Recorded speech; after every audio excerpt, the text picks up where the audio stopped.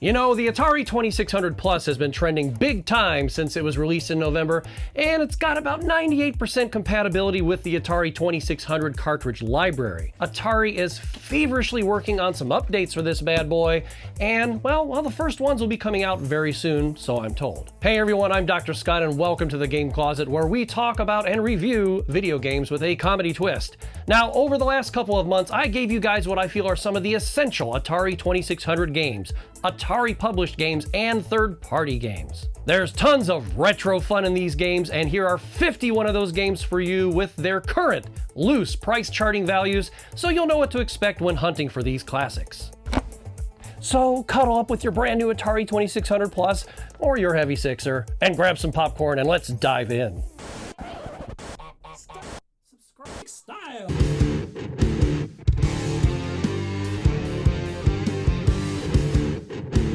Asteroids is one of my personal favorites on the 2600. Even though this arcade translation is a tad repetitive, there are many variations on this two-player game that give you many ways to shoot up the space rocks, satellites, and UFOs. It's a really good time, and I can play this thing until I flip it, which I believe is 100,000 points. Missile Command is another great arcade port, and it's fairly faithful as well. Your 6 cities are under attack by missiles and bombs. Your job is to guide your missiles to intercept the incoming threats.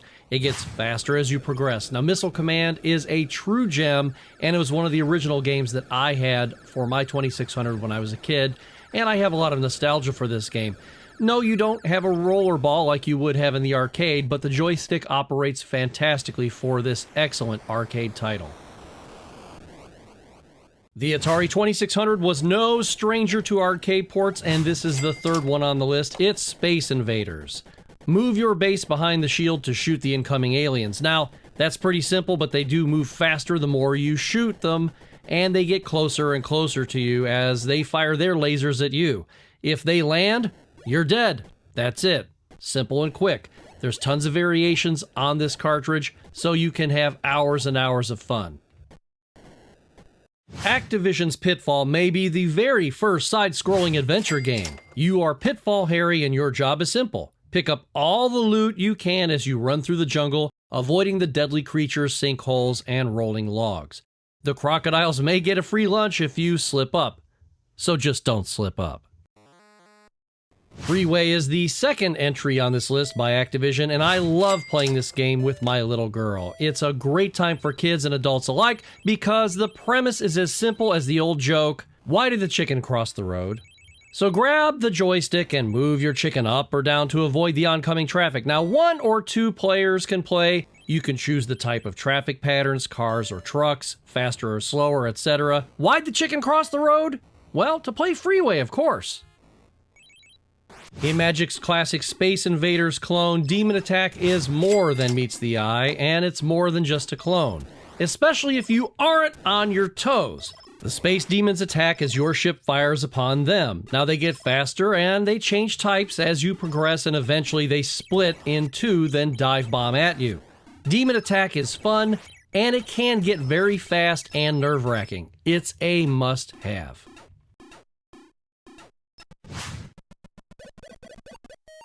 Ms. Pac-Man doesn't look like the arcade game, but Atari at least made a real effort here, and this is a fantastic port, even on the Atari 2600. Ms. Pac-Man runs from the ghosts, eating the pellets, and the super pellets give her the ability to eat the ghosts. The mazes actually change every couple rounds when you complete them. It's simple and fun, unlike that other game they made.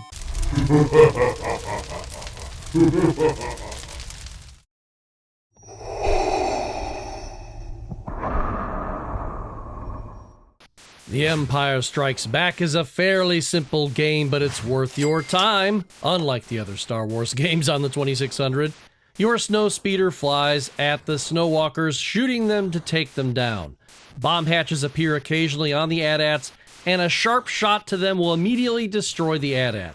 Stay alive for 2 minutes, and the Force will be with you, making you invulnerable for 20 seconds.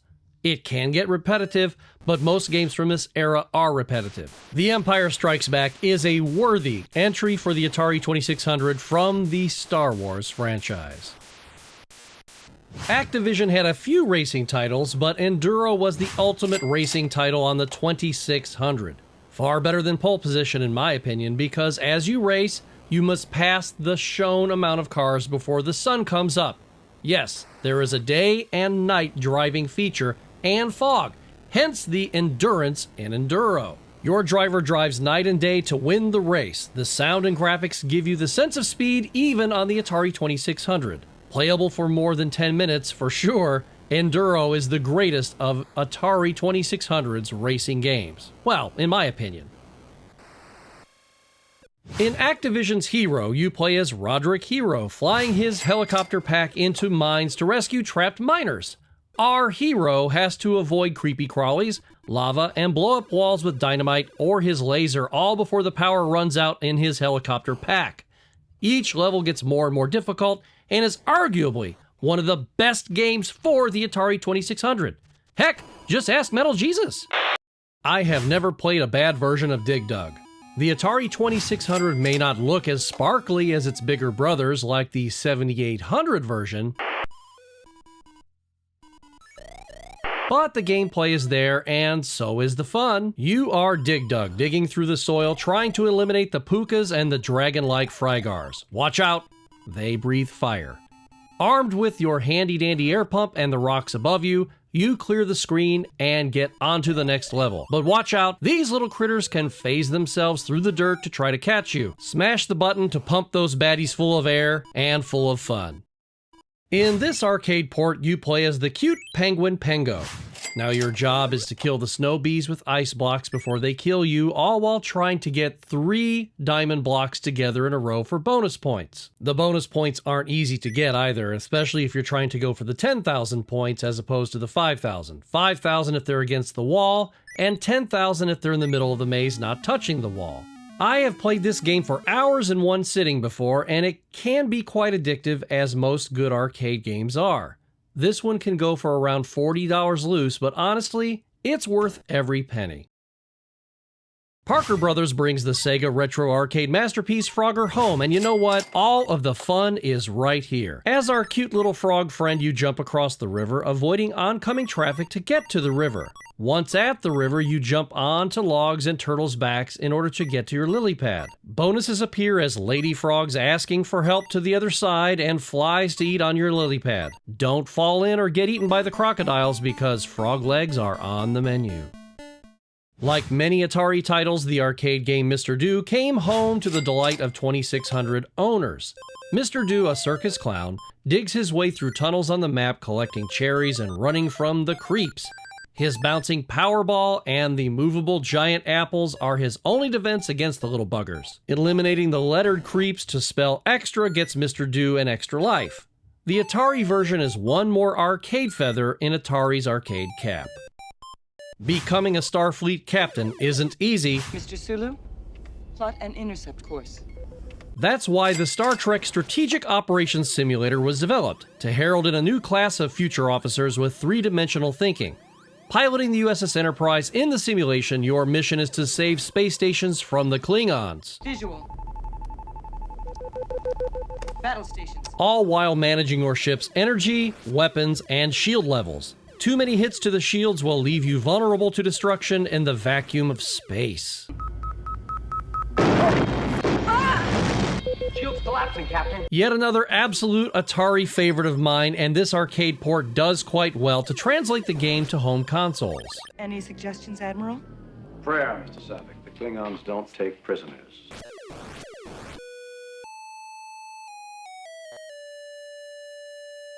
In Berzerk, your character is running through endless mazes with electrified walls, shooting laser-firing robots. Sounds fun, doesn't it? Where's Arnold Schwarzenegger's Terminator when you need him? Don't hang about in any room too long, or Evil Otto, a big bouncing smiley face that's so evil, will come to kill you. Run, shoot, and don't touch. Sounds like security at a Los Angeles Nordstrom store. Minus the shooting, of course. Either way, Berzerk is a great title that no Atari collection should be without. Well, it's time to connect up the paddle controllers because it is time for you and up to 3 friends to play Warlords. Each player is a knight defending his warlord who sits behind a defensive wall of blocks. Each player catches, bounces, or throws a fireball in play at the other walls to destroy the blocks and attempt to destroy the other player's warlord. The last warlord standing is the winner for the round. Now, this game is best played with at least one other person, as the computer players can act erratically, and sometimes they're plain suicidal. Long before the dawn of Halo LAN parties, there was Warlords. Your ship is an ark in space. The cosmic ark is traveling through the universe collecting new species from other planets. These species are guarded by automatic lasers that will shoot your landing craft upon approach. Beam up the little critters before the asteroid alarm sounds off, or you might get hit by an asteroid. Then get back into space. Now, once back in the void, you defend your ark from incoming asteroid attacks from 4 sides. The game gets faster and faster until, well, ultimately, kaboom. Cosmic Ark supplied hours of fun for me and my neighborhood friends back in the day, and should give you some challenges today as well. This game is based on the 1966 movie Fantastic Voyage of the same name. Your ship of doctors is shrunk down to microscopic size, then injected into patients in order to save them from their body's parasites and ultimately unclog a deadly blood clot before moving on to the next patient. It's sort of like River Raid inside a human. It's fast and fun, especially if you read the manual beforehand to know what you're doing. You don't want to hit the sides of the walls and cause antibodies to come out, and you don't want to hit the white blood cells either. Some things you're supposed to shoot and some things you're not supposed to. So be a good doctor and, well, save your patient. Well, we've arrived at my absolute favorite Atari game of all time, Activision's Seaquest. It's really simple, it gets really fast, and it is a lot of fun. Your sub is diving to search for lost divers. Here's the simple part. Shoot everything that moves underwater. See a barracuda? How about a sub? Shoot them. Now the divers can't be shot, but you touch them to pick them up. You get 6 divers, then you head to the surface before you run out of oxygen. Be sure to surface after the patrol boat goes by or he'll just crash right into you. Now if you begin to run out of air before you get to 6 divers, surfacing for air will remove one of the divers from your sub count. It gets really fast, so be ready to dive, and remember, in this game, there's no calling for a bigger boat. You're gonna need a bigger boat. Activision's Pitfall 2 is arguably one of the top games to play on the 2600. It stretched the limits of graphics and sound and implemented a specialized sound chip just for this game.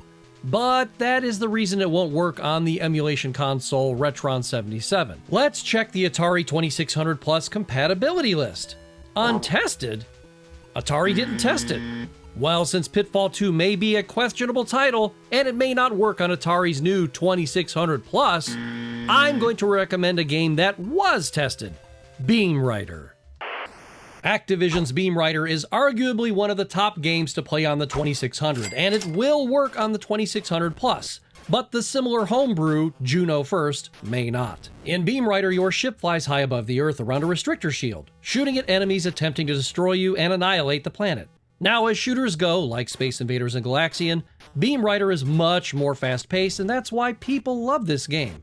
A real must-have for your Atari collection. Did you ever wonder what happened to the people of Atlantis? Well, they fought to keep their last existing cities safe from the Gorgons in the Imagic video game for the 2600. You control 3 gun bases that fire at the invading Gorgons. Once your bases are destroyed, the game is over. Think Missile Command meets air-sea battle, but much prettier. Ultimately, the cities are destroyed and the remaining survivors escape at the end. And that's where Cosmic Ark comes into play. Wizard of War for the 2600 is an arcade port that, frankly, I am really surprised even exists. When you look at Atari Pac-Man, then this game, you wonder how Atari messed Pac-Man up so badly. Your warrior wanders around the maze hunting various monsters. It's far simpler than the arcade version, but if you dig the original 2600 version, there was an Atari homebrew that was even better, and the Commodore 64 version is just stunning. Monster hunting on the Atari 2600. Who would have thought? The arcade originals of Centipede and Millipede are pillars of the quarter-plunking 1980s. When it was ported to home consoles, they did an admirable job representing Archer and the villainous Millipede and his other creepy-crawly foes in the Mushroom Garden. The major difference is the horizontal screen versus the vertical or portrait screen. With the 2600 port, of course, the finer graphical details are traded for the typical Atari sprites, but the gameplay is mostly the same. Standing side by side, you can tell they are cousins that play the same game, and that's what matters. Hey Yar, I thought I told you not to come back in here. You want some Yars Revenge, huh? So what are you gonna do about it, butthead? Huh? You think you could beat me by nibbling through my shield and blow me up with your Zorlon cannon? Huh? I have my weapons too, pal. I have a smart missile that's gonna follow you around and keep you moving, or eventually hit you with my fiery swirl. Keep trying, Yar, cause I'm not gonna stop, butthead. Say hi to your ma for me. Activision presents MegaMania, a new video game for your Atari video computer system. 1, 2, 3, 4, Back in the day, my best friend Greg and I saw the commercial for MegaMania on TV, and we lost it. It was the best marketing in the world to capture the imaginations of two 10-year-old kids and make them want to buy this crazy Activision shooter. Your Enterprise-like ship blasts away at falling enemies of various shapes, and each wave moves in unique trajectories to keep you hopping. This is no Space Invaders, and it's no Galaga either. In my opinion, it's far more difficult, and our friend Gary Carnucci, co-founder of Korg's Gaming Expo in Columbus, well, this is his favorite game of all time. Hey, he's got good taste. Oh, on a side note, when the commercial was finished, for Activision, well, Greg and I were blown away, but my dad was standing there, and he was from the old school. He looked at us both and said, "Looks like a bunch of hippie shit." Then he left the room. What do you say to that? MegaMania is a video nightmare because it's impossible to stop. As a kid, I loved Haunted House. Today, I have great nostalgia for the original game, but since Atari built in variants on the cartridge, they made the simpler first variant seem like a baby toy. You roam through this haunted mansion with 24 rooms searching for 3 pieces of the urn belonging to the house's ghost, Zachary Graves. The ghost is accompanied by a bat and a tarantula to thwart you from getting the completed urn and exiting the front door. As an adult, you should try the variants where all the rooms are dark, there are more enemies, creatures move the urn pieces randomly, and some doors are permanently locked. It can be a real challenge, and that's all courtesy of a game made in 1982. Imagic's games rivaled Activision in creativity.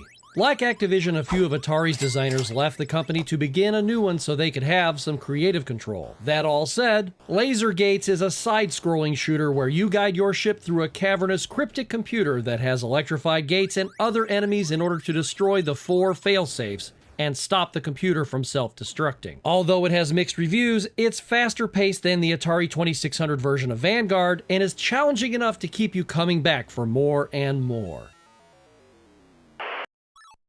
This arcade port of Taito's arcade game has simpler gameplay, but don't let it fool you into thinking simple can't mean challenging or frustrating. You play as a safari adventurer swinging through the jungle, swimming crocodile-filled rivers, armed with a knife, and it's not easy to kill those buggers either, let me tell you. Plus, you dodge smaller and larger boulders, then jump over evil cannibals in order to save your beautiful lady companion. My local Hills department store back in the day used to have this out in the vestibule, and let me tell you, I plunked down tons of quarters on this game, and I was happy to bring it home on the Atari 2600. We go back to Activision stables again to play River Raid, a vertical shooter where you fly your jet behind enemy lines, destroying all the enemy bridges, boats, planes, and helicopters you can possibly find while refueling your jet along the way. Speed up or slow down to shoot the enemy and watch you don't accidentally dive bomb into them. It's a fun Atari 2600 game that's easy to see where Truxton got its sea legs. Truxton. Yes, Mark, Truxton rules, but so does River Raid. My grandmother used to play 2 Atari games with me, and one of them was Air Sea Battle, also known as Target Fun under the Sears Telegames label. It's a carnival shooter where you drop bombs on ships from airplanes or shoot aircraft from below. Plus, it has a shooting gallery. It was one of Atari's launch titles, and it's a fun title that has really stood the test of time. If a kid and his grandma can play it together, it's a keeper and a game the whole family can play.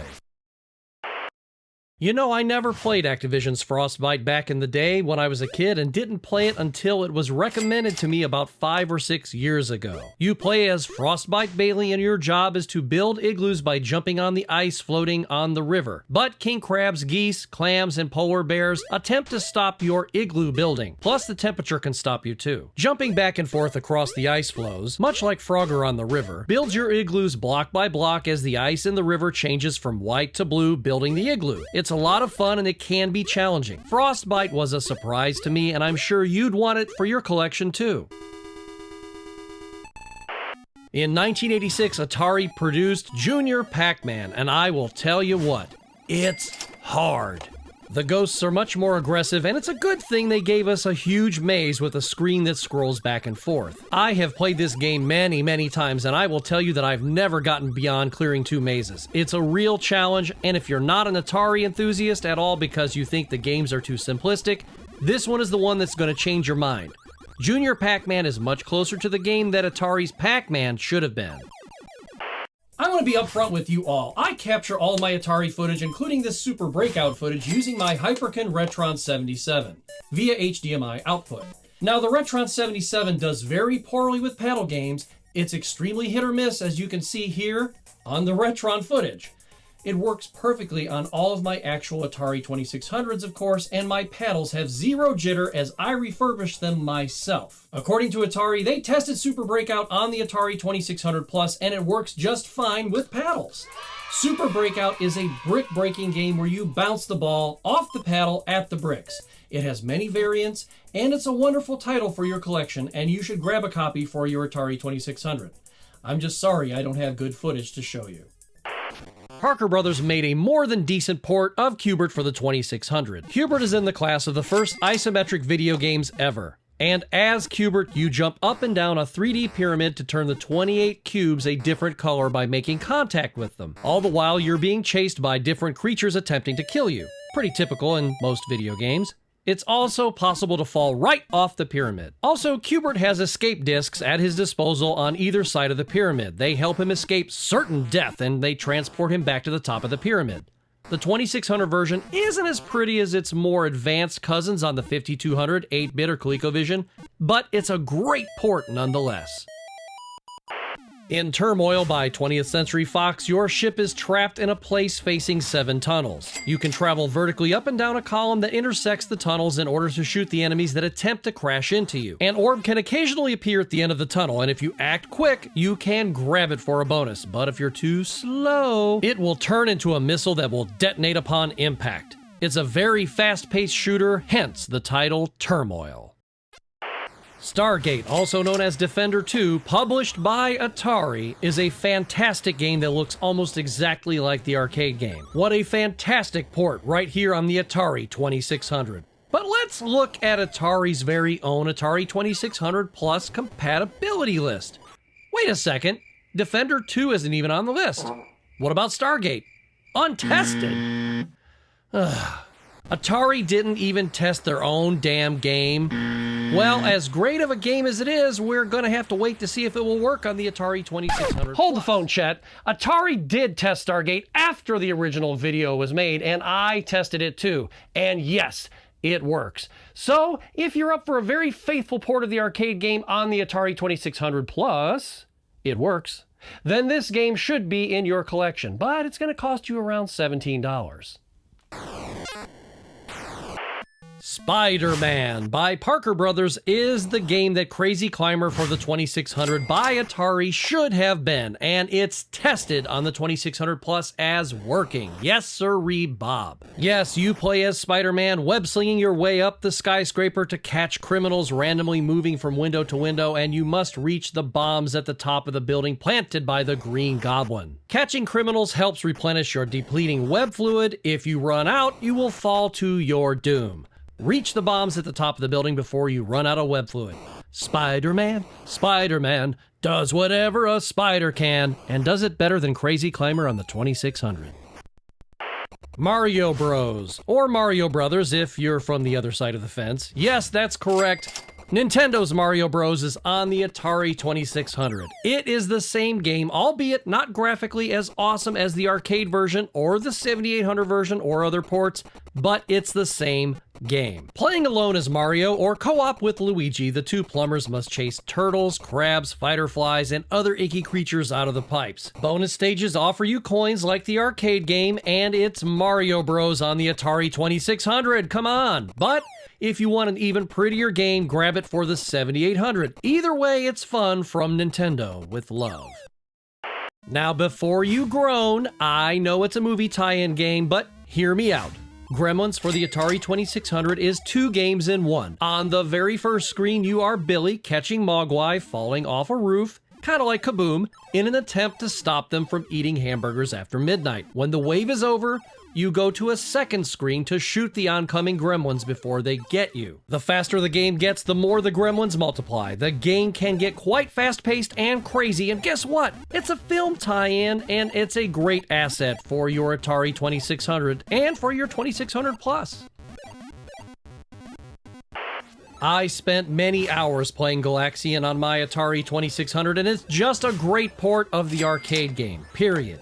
The premise is that your starship is supposed to clear each wave of the attacking dive-bombing aliens. The different colors are worth various points, and if they are in flight when you shoot them, they're worth even more. Each color of alien also has its own flight and attack pattern, so they may slam into you if you're not keeping watch. Atari really knew what they were doing when they future-proofed this game way back in the 1980s. Want to fight off some of Activision's spiders? Well, son, 1982's Spider Fighter is the place you do it. You blast spiders and other little ickies to save an orchard's crop of fruits. This is the challenging game where the bugs are relentlessly firing at you as they scurry about. Spiders and icky bug nests? Yuck. As much as I love Spider Fighter, well, I need a lot more practice at it because I stink. Fast Food is a surreal enough game that you may think it was made by surrealist painter Salvador Dali. But it wasn't. It's so simple in concept, you're a pair of lips chomping down on every piece of fast food thrown at you. Food Fight is a completely different game, Brother Bluto. While you're eating, gobble up as much as you can, but if you eat 6 purple pickles, the restaurant feels you've had your fill and closes for the night. It's fast-moving fun that's surreally in your face. You're so dumb. Well, that wasn't nice. Mattel made the Intellivision gaming console, and they made games for Atari too. Now that's double teaming. She plays for both teams. You play as Tron, and you're in an arena playing the disc elimination tournament against various enemies. Tron can withstand multiple disc hits from enemies, but the enemies are eliminated with one hit. You can lock doors and escape through doors a la Pac-Man style. It can get fast-paced, so watch your back, user. I have tons of nostalgia for Atari's port of Defender. While it's not a perfect port, and it's not as close to the arcade version as Stargate is, Atari's Defender is the 7th highest selling Atari 2600 game at over 3 million copies sold. Defender is a horizontal shooter where your ship is defending astronauts on the planet's surface from various alien invaders that try to kidnap and mutate the astronauts. Due to creative decisions, Atari 2600's Defender looks and behaves a little differently in how it approaches weapons fire and hyperspace. Also, there are no mountains and astronauts, but cities and citizens. Potato potato. It's different, but it's still good. Hey, it's why I played the hell out of this game in the 80s. Activision must have been taking a cue from Atari's Defender, then they said, how can we simplify that and take it up a notch? So they made a military helicopter shooter where you're protecting a convoy of trucks from enemy helicopters and jets. It's fast-paced, and of course it's fun, and it takes a bit of patience to not just charge in and start blasting away, because you'll get your butt handed to you. You know you've done well when you hit 1 million points. Now just ask Retro Bliss Gaming. He's done it. I sure haven't, cause I suck. You suck. Hey look, it's Kaboom! A paddle game that I can actually play on the Atari 2600 Plus. Oh yeah, I just love playing. So I can finally record some Atari 2600 paddle games for you, and one of the most popular paddle games is Kaboom by Activision. The Mad Bomber is dropping bombs on you as quickly and as erratically as he can across the top of the screen. Your job is to catch the bombs in the 3 buckets with your paddle controller. The game gets faster and you lose 1 bucket every time you miss a bomb. The game is over when you kick your last bucket.